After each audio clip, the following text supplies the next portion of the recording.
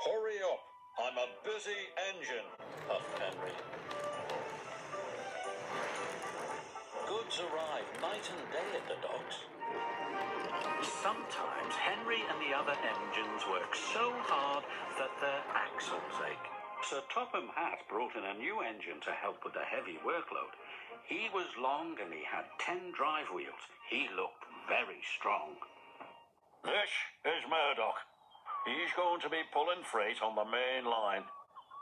Ahoy, Murdoch! Shouted Salty. Welcome, Murdoch, called Harvey. You're the biggest engine I've ever seen, cried Thomas.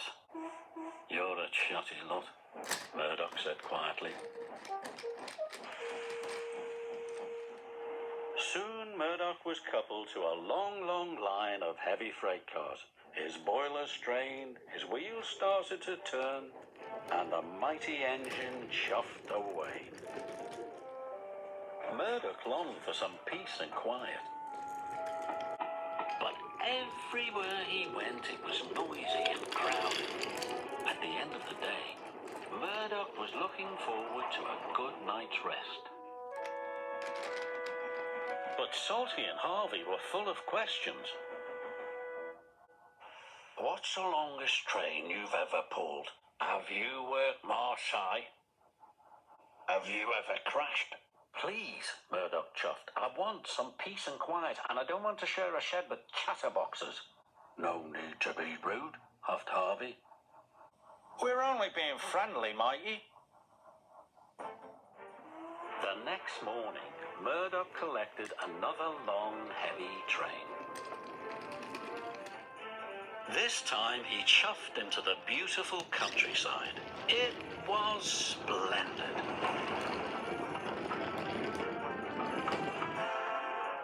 At last he had some peace and quiet.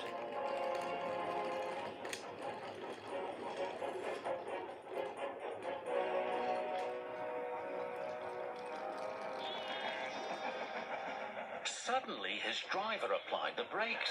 There were sheep on the tracks. The sheep escaped from that field, said the driver, through that broken fence. They tried to chase the sheep back. First this way, and then that way. They tried everything, but nothing worked. We'll never move these sheep by ourselves, complained the fireman. I'll go and phone for help, sighed the driver. Murdoch was very unhappy. The noisy sheep were spoiling his peace and quiet. Sir Topham Hatt was enjoying afternoon tea when he got the call. Sheep? He exclaimed loudly. I'll send Toby with the farmer immediately. The sheep were becoming noisier and noisier. Please stop, groaned Murdoch. I'd rather be back with the chatterbox engines. Just then, Toby chuffed into view.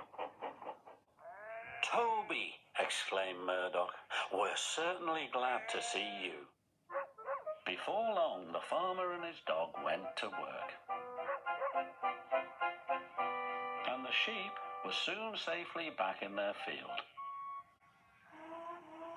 And Murdoch was on his way again.